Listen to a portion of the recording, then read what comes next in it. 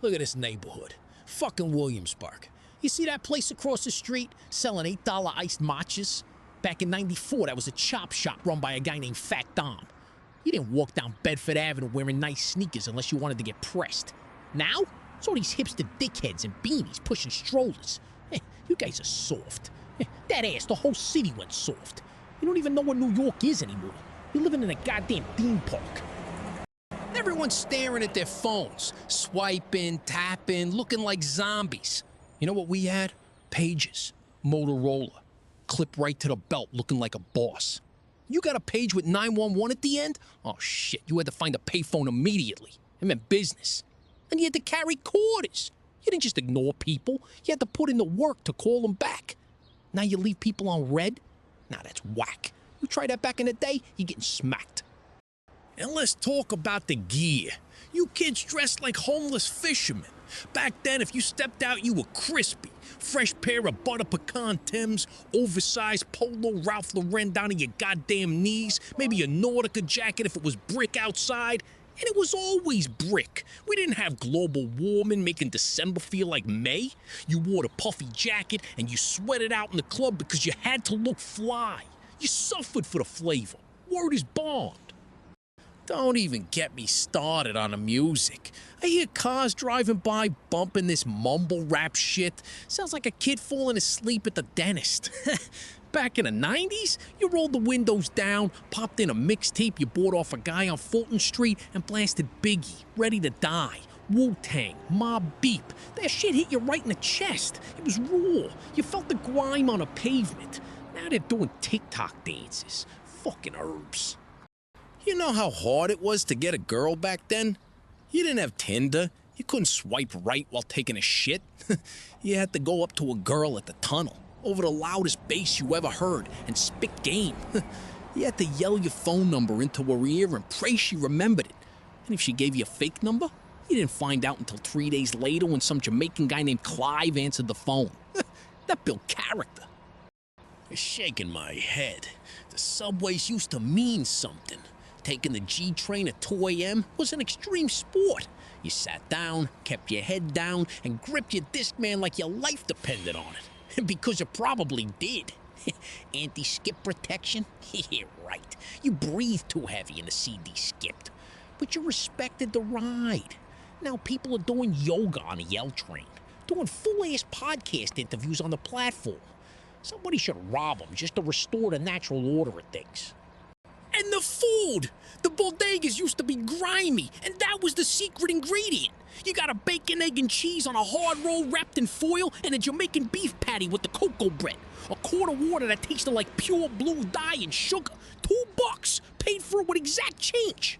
Now you go in and they got organic kale chips and CBD gummies. Bro, I don't want CBD. I want the guy behind the counter to yell at me for taking too long.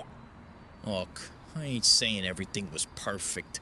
Giuliani came in and started scrubbing the place down. Times Square used to be a beautiful nightmare. Peep shows, 3-card Monty, getting hustled for $20 before you cross 42nd Street. It was a rite of passage. You had to keep your head on a swivel. Now it's just massive M&M stores and tourists from Ohio taking pictures with a knockoff Elmo. It makes me sick to my stomach. Elmo didn't survive the 90s streets. We didn't need the internet. We had the stoop. That was the original social media, bro. You posted up on the stoop with a 40-year-old English brown paper bag, talking shit for 6 hours straight. You know everyone's business. Who's cheating on who bought a new ride, who got locked up. If somebody had a problem, they walked up the block and handled it, face to face. Now people just type shit in all caps on Twitter and go hide under their weighted blankets. Friday nights, you go to Blockbuster Video, that smell of popcorn and plastic cases. You pray to God they got the new release behind the counter. If they didn't, you had to settle for some Steven Seagal bullshit. And then you go home and play GoldenEye on the N64. 4 players, tiny-ass screen. Screen looking was a federal offense. You picked odd job, you caught a beating in the living room. Simple rules. It was a civilized society back then. The clubs back then? Legendary. Limelight, Palladium. You waited in line for 2 hours in the freezing cold. You get to the bouncer, slip him a 20, maybe a 50 if you were with ugly dudes. Once you got inside, absolute madness. The music vibrating in your teeth. You're sweating through your silk shirt. Everyone's smoking indoors. Yeah, it was a health hazard. Who cares? We didn't care about gluten-free vodka. We drank whatever burning liquid they handed us and danced until 5 a.m. People don't know how to fight anymore. And I don't mean shooting. I mean putting up your hands. Back in the day, somebody disrespected you, you stepped outside.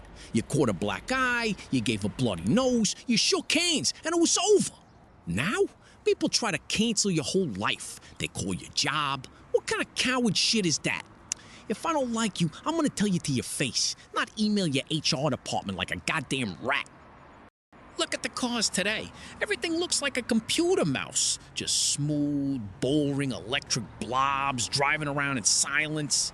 Nah, in the 90s, you drove an IROC Z or a Honda Civic with a spoiler the size of a park bench. Glass pack muffler making it sound like a goddamn lawnmower on steroids. You could hear my boy Sal coming from 3 zip codes away. You couldn't sneak up on nobody. The city had noise. It had character. You know what was real entertainment? Jerry Springer, Ricky Lake. We rushed home from school to watch people throw chairs at each other on national television. None of this polished reality TV garbage with the Kardashians. We wanted to see a pregnant lady swing a mic stand at a baby daddy's secret lover. It was unhinged. The 90s gave you pure, unfiltered chaos at 3 p.m. on a Tuesday. That was the peak of American culture, bro. I'm dead ass. Getting tired of talking. Whatever, man. I know I sound like an old head. I don't give a shit. I was there. I lived it. I saw New York when it had blood in its veins. Now it's just an app delivery hub for people who work in marketing. I'm out of here. I'm gonna go find a slice of pizza that doesn't have figs and arugula on it. Keep your $9 coffees. You missed the real city.